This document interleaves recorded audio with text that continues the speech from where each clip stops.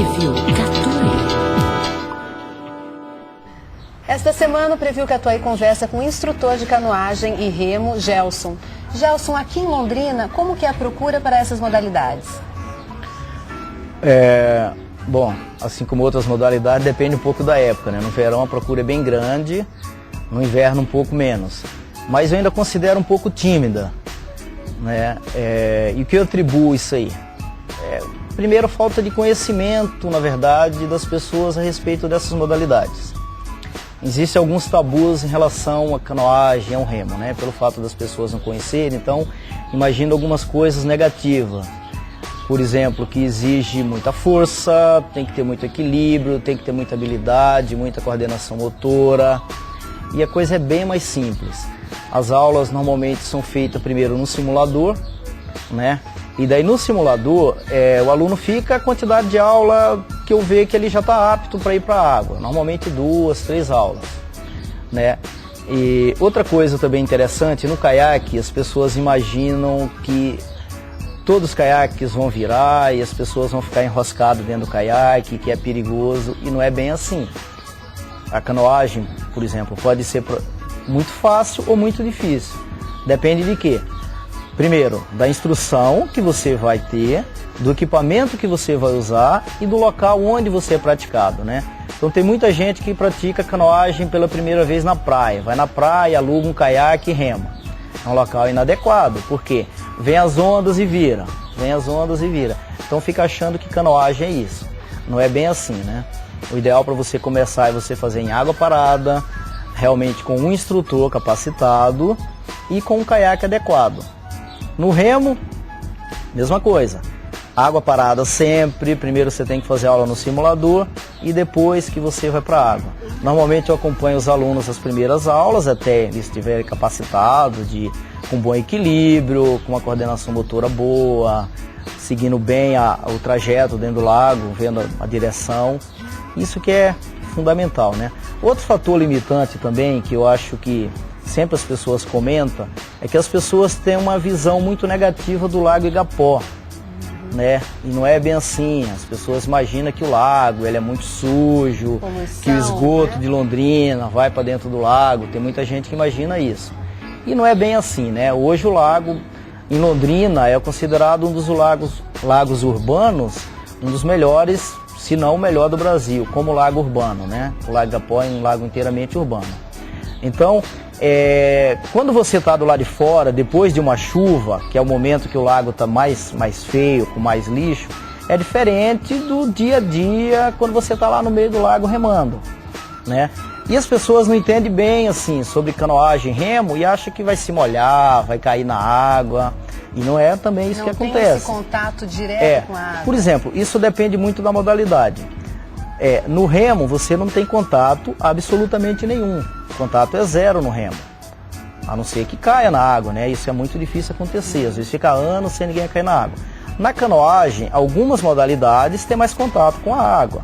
Por exemplo, o caiaque polo. O caiaque polo, o remador necessariamente vai se molhar bastante. Na canoagem de velocidade também, no início do aprendizado, também se molha, porque eventualmente vai cair. Mas tem muita gente que faz canoagem de turismo, que é aquela canoagem voltada para o lazer e para o condicionamento físico, que o contato é mínimo, um pouco de água nas mãos e tal, mas é por aí. Gelson, existem contraindicações para essas modalidades? Bom, o primeiro requisito é saber nadar, né? Apesar de usar colete e tudo, no caso da canoagem, as pessoas usam colete, mas às vezes esquece, às vezes já tem autoconfiança e acha que dá para ir sem colete e tudo. Então, pré-requisito é saber nadar, primeiro. E também estar com uma condição boa de saúde, assim, sabe? Uma condição cardiológica boa, razoável, a pessoa não ter problemas, assim, de perda de consciência, alguma doença que provoque desmaios e tal. Então, a recomendação é que o aluno primeiro faça uma avaliação cardiológica, procure um médico, faça uma avaliação física para ver como que está a real condição de saúde, né? Mas ambas modalidades, elas são muito seguras, porque você não tem impacto. No remo, por exemplo, você vai fazer movimentos de extensão e flexão de pernas em conjunto com os braços, mas você não tem impacto nenhum. Então os casos de lesões no remo são muito raros mesmo. Quais os grupos musculares que são utilizados? Bom, canoagem prioriza tronco e braço bastante, dá um desenvolvimento muito bom e muito rápido. Toda a parte de abdômen, costa, peito e bastante braço. Então o ideal para o praticante de canoagem é que ele faça também alguma outra atividade que envolva pernas para complementar, né? No remo, o remo já é considerado um dos esportes mais completos, porque exercita em conjunto pernas, abdômen, costa, braço. Então o remo e a natação, segundo algumas pesquisas, são um dos exercícios físicos mais recomendados, né, para a saúde. São esportes masculinos ou tem mulheres também que praticam esse esporte? Então, a princípio, a canoagem, infelizmente, até hoje ainda é bem mais de homem, né? Na verdade, existem muitos mais praticantes homens do que mulheres, né? O remo não, o remo aconteceu o contrário, né? Antes era muito mais uma atividade de competição para homens e tudo, mas hoje a coisa já mudou.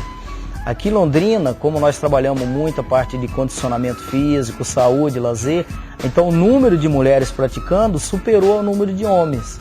Então já chegamos à época aí de ter mais de 50 remadoras praticando remo ali no Lago Igapó com a gente ali no Yacht Club. Que bacana! E com que frequência que deve ser feita essa atividade? Olha, a frequência sugerida normalmente, não só para canoagem, assim como o remo, mas para todas as outras atividades esportivas, é que se faça acima de 3 vezes, né? De 3, 4 ou 5 vezes, né? 2 vezes por semana dá algum resultado, se aprende bem, mas não é o indicado para a saúde, para o condicionamento físico bom. A ideia é você fazer uma atividade moderada, mas com mais frequência. A gente volta daqui a pouco com essa conversa e agora nós vamos conferir moda infantil.